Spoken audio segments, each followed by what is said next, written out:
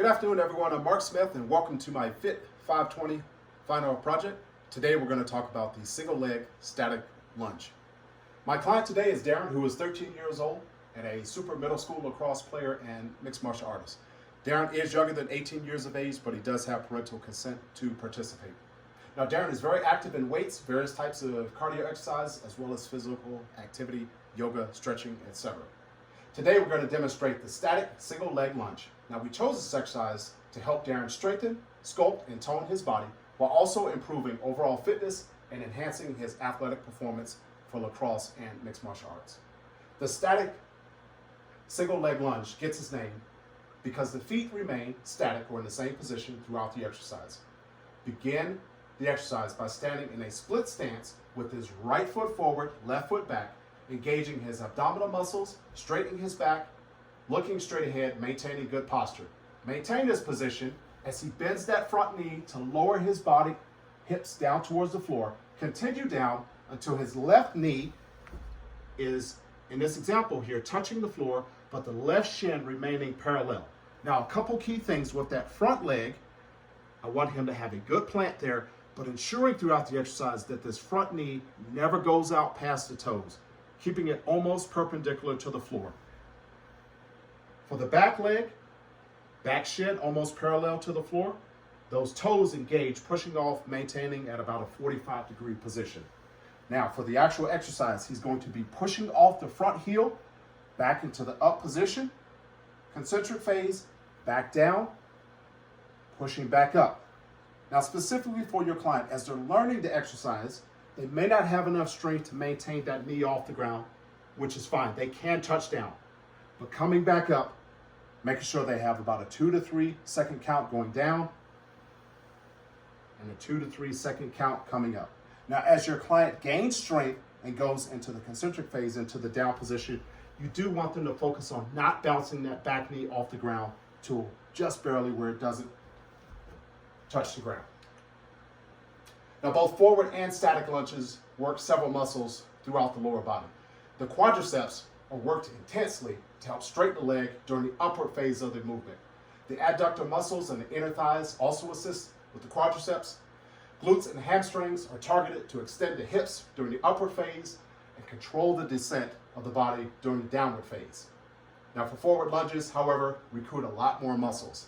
The calf muscles work to push, help away from that foot from the floor during the up phase, while muscles in your back and abdomen prevent any unnecessary movement of the torso, making sure that you maintain good posture. Today, we're going to teach this exercise using very light weights, but it also can be done with just body weight, strength bands, or once your client has gained proficiency with those A grades or better, they can start to use a little bit more weight. Now, there are a couple common mistakes that are made by clients when performing this exercise. The first, in the down position, is going to be heel pop.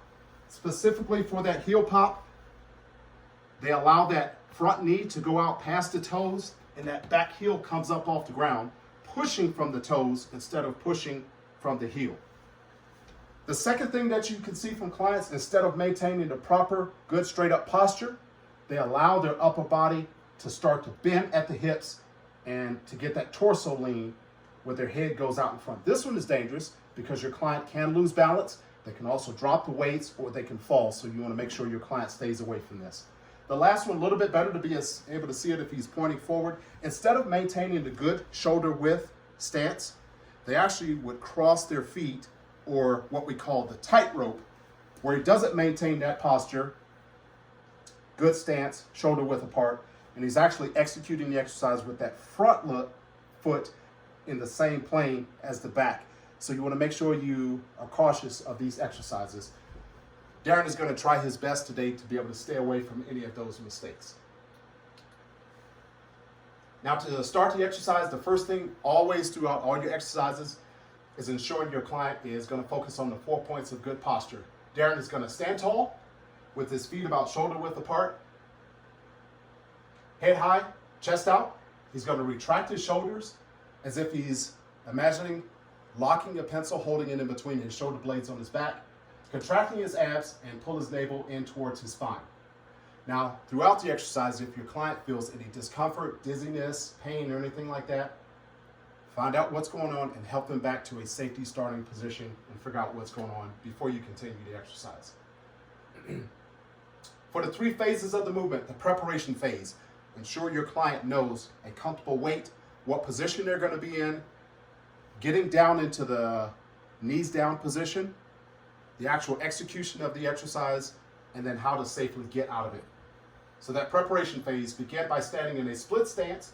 He's going to, on this one, push his right foot forward, left foot back, engaging his abdomen muscles carefully. He's going to pick up his weights, get back into that good starting position, head up high.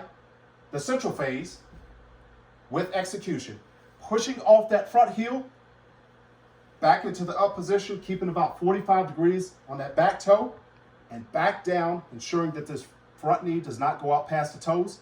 If your client is not comfortable or strong enough to do it yet, you can slightly rest on that front knee, but you need to ensure that they don't bounce off the knee. He's going to try to show us one where he doesn't bounce off that knee. So back down to the concentric phase, slightly off the ground, and push back up. Now for the terminal phase, to safely get your client out of this position, they're going to push off that front heel, step back into their initial starting position. We safely take the weights away from them, and they execute the exercise.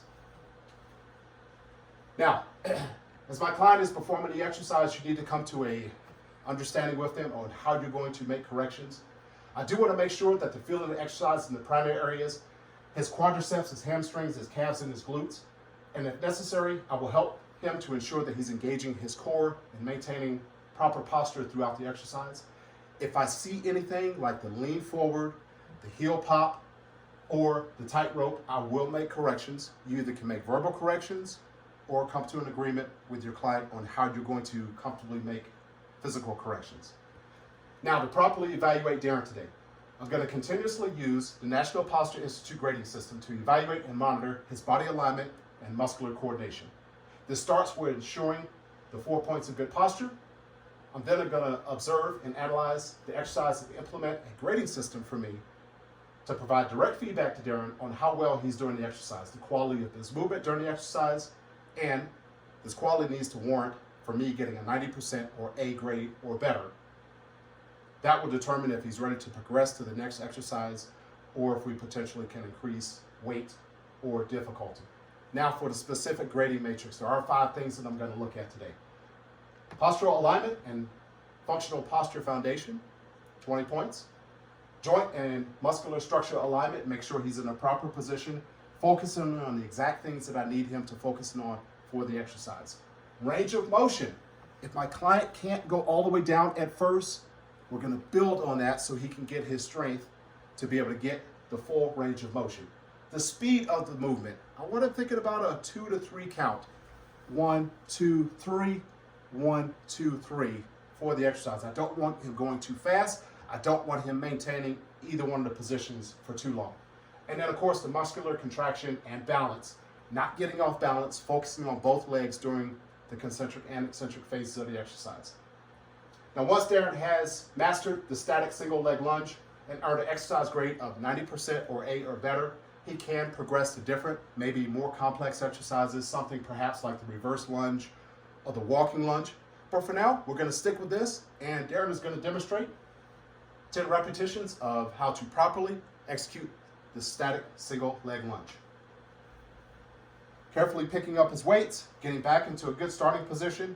Now he's going to remember to breathe throughout the exercise, keeping good posture, and show us how to properly execute during all phases of the exercise. I'm watching out for good stance, ensuring that he is pushing off this front leg, that front knee is not coming out past the toes, making sure his balance is good, making sure he's breathing properly. And 2 more. He's keeping his head straight in alignment, good posture, retracting his shoulders. This is the 10th one. Now as he recovers from the exercise, pushing off that front heel, back into his good starting position, I will take the weights from him, complete his number of repetitions, switch legs, and then determine a grade for how well he performed the exercise. With Darren today, and JR as my videographer. That was the static single leg lunge. Thank you.